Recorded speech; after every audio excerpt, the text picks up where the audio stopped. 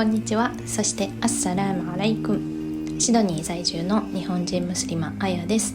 この番組イスラムの扉では、外州ムスリマの私アヤがイスラムの教えやリアルな暮らしをゆるりとお届けします。ぜひ最後まで聞いていってください。今回は、誤解されがちな、忍耐我慢というトピックでお話をしたいと思います。忍耐っていう風に聞くと、皆さんはどんなイメージを思い浮かべますか？なんとなくひたすら我慢するとか、言いたいことを飲み込んでしまうとか、その大変なことが過ぎ去るのをただ待つみたいな、そんな受け身で消極的なイメージを持つ人が多いんじゃないかなと思います。でもクロアンとハディースが教える忍耐サブルっていうのは全く別の性質を持っていて、むしろ自分の心を自分でコントロールして人生の主導権を、自分の手で握っていくための、能動的なプロアクティブな技術かなというふうに思っているので、そんな、私たちが日常生活で使っていきたいこの忍耐サブルについてお話ししていきたいと思います。そもそもサブルっていう言葉なんですけど、これはアラビア語で忍耐っていうのを示す言葉になっています。で、本題のこのサブルが持つ忍耐が持つ力について話す前に、前提条件として知っておきたいのは、イスラムにおける強さの定義についてです。で、以前もお話ししたかもしれないんですけど、強いっていうこと、真の強さっていうのは力で相手をねじ伏せることっていう、そういう強さではなくて、本当に強いものとは怒った時に自分を制御できるもののことであるっていう、言葉が、預言者ムハンマドの言葉が残っています。で、このサブルの語源にも自分を抑えるっていうような意味合いがあって、怒りたい時にそのまま怒りを爆発させるんじゃなくて、思いとどまるだったりとか、自暴自棄になりたいって思った時でもそこを自暴自棄にならずに踏みとどまるとか、そういった精神的な力が真の強さだとイスラムでは教えています。なので私としてはイスラムにおける忍耐っていうのは、感情の奴隷にならずに自分の意志で自分を動かす力っていうふうにも言えるんじゃないかなと、理解しています。で、イスラムでは、サブルっていう忍耐を3つの、カテゴリーというかに分けて考えることがあるんですけれども、ここからはその3つ簡単にご紹介します。まず1つ目が、従順におけるサブル、つまり神様から言われたことに従うサブルですね。従い続けるっていうサブルで、これは礼拝とか、いい習慣スンナだったりとか、あとは決めた目標だったりとか、そういうものを気分に左右されずにやり抜く、神様からの、命令に従い続けるっていう、力になります。あなた方信仰する者よ、忍耐と礼拝によって助けを求めなさい。本当にアッラーは耐え忍ぶ者と共におられる。クラーン、2章の153節なんですけれども、ここにもあるようにアッラーは耐える、忍耐する者と共におられるっていうことなので、やっぱりもちろん礼拝だったり断食だったり、ちょっと大変な時も人間あると思うんですが、そういう、ちょっとサボりたいなみたいな、そういった弱い自分をコントロールして継続する、続けるっていう力を持った時に、アッラーからの特別なサポートがそばにあるよというふうに考えると、すごく諦めたいなってちょっと思った時にももう一踏ん張りできるかなと私は思っています。で、この神様がそばにいてくださるっていうそのことを知っているだけでも心強さっていうのは全然違いますし、実際私はすごく自分がもともと三日坊主ってなかなか決めたことを継続できない性格だなとムスリムになる前は思っていたんですけれども、それってそもそも何が正しいとか何が自分にとって良いとかっていうのがあんまり分からなかったからなのかもしれないなと今ちょっとふと思いました。でムスリムになってから、例えば礼拝もそうですけど、クラーンを読むとかアラビア語をちょっと勉強を始めるとか、そういう新しい習慣みたいなものをスタートさせて、私的には割と三日坊主タイプなのでそんな続くとは思ってなかったというか、気づいたら続いてて今びっくりしてるみたいな、そういう感じなんですけど、なんかこの三日坊主っていうのはすごくムスリムになってから、実践を始めてから改善されたのかなというふうに思います。特に大事なことは続けられているというか、でむしろその大事なことが何かっていうのが割と、ムスリムじゃない時と比べるとすごく明確になっているから続けやすいし、努力もしやすいとか、そういうなんかクリアになっているからなのかな。ちょっとあまりうまく説明はできないんですけども、今はそんな感じで思っているので、なんかこの自分の日々の生活にもサブルが知らないうちにそんなに深く考えてなかったんですけど、知らないうちに助けてくれていたのかななんて、感じました。はい、で2つ目の、サブルのカテゴリーとしては、罪だったりとか誘惑を避ける、そういう避けるっていう負けない力ですねっていうサブルになります。怒りとか嫉妬とか、いろいろな世の中にある悪い誘惑みたいな、そういう負の感情だったり負の、こと、イスラム的に良くないとされていることに誘惑されてしまった時、その一時の衝動に流されてしまうのを、止める、自分を律して止める力になります。それがサブルですね。クルアンの79章40から41節に、こんなものがあります。低劣な欲望に対し自分の私欲を抑制した者は本当に天国こそがその住処である。はい、ということで、この罪や誘惑を避けるっていう意味でのサブル、負けない力っていうのを、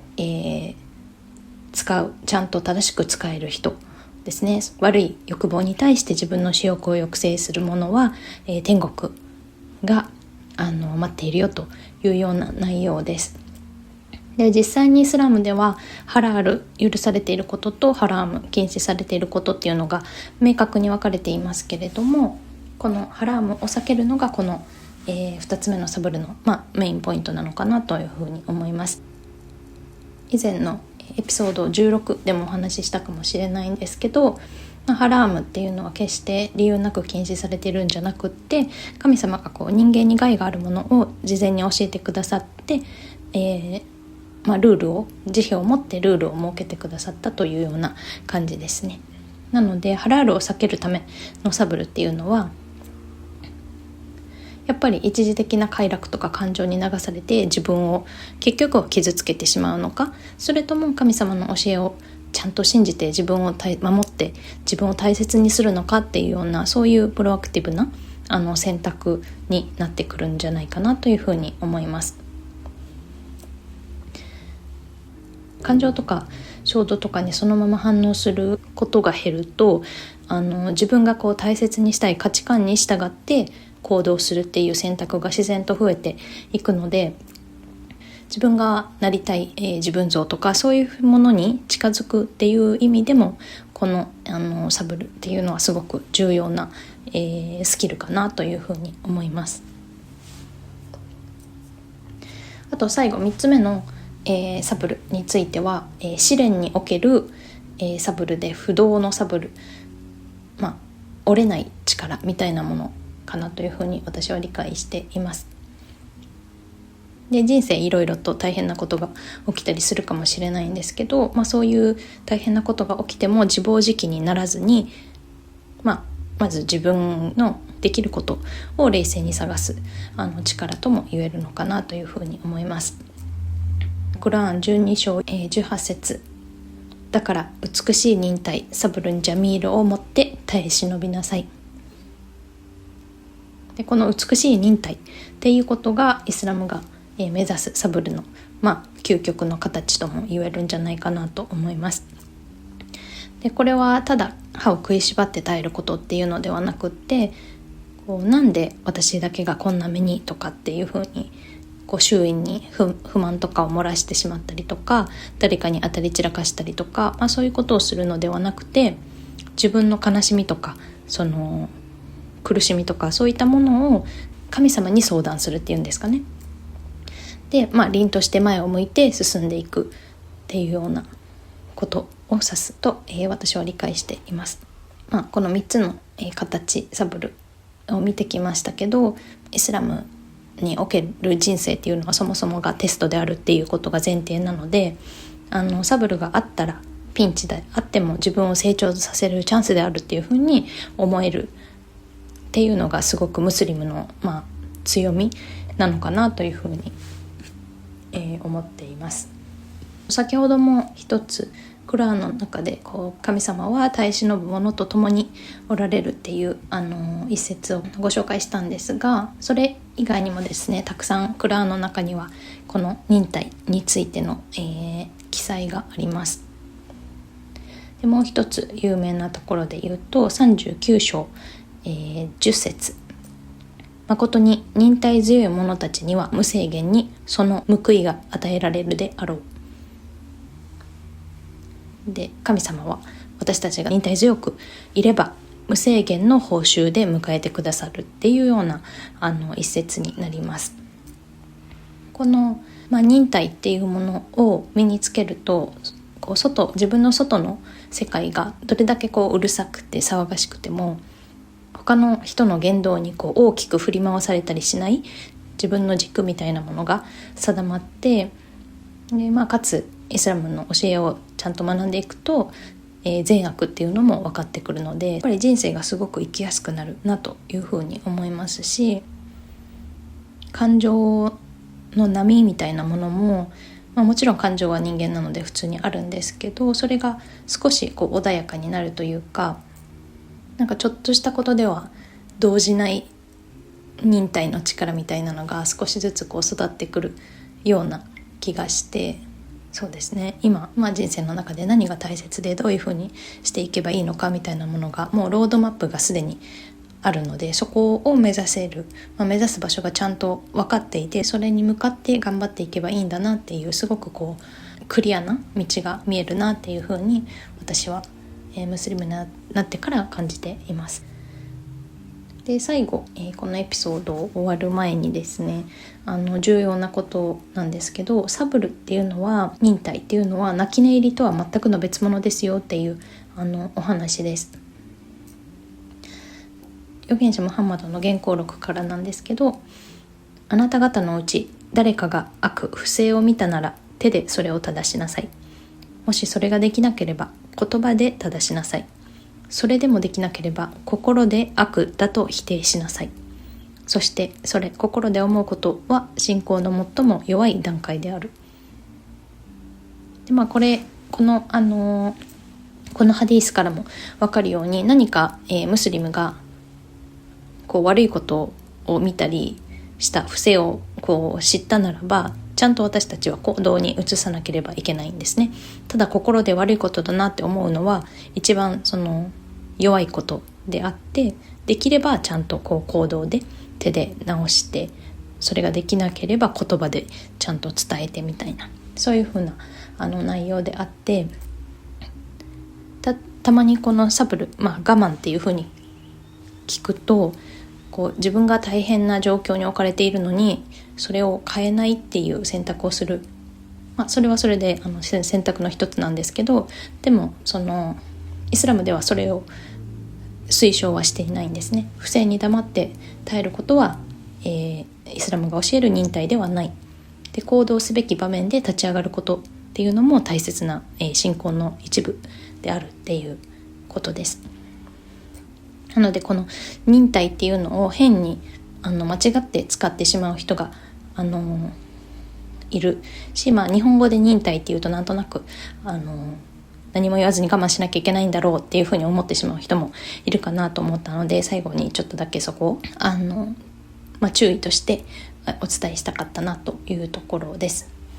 今回はイスラムにおける忍耐、サブルについて、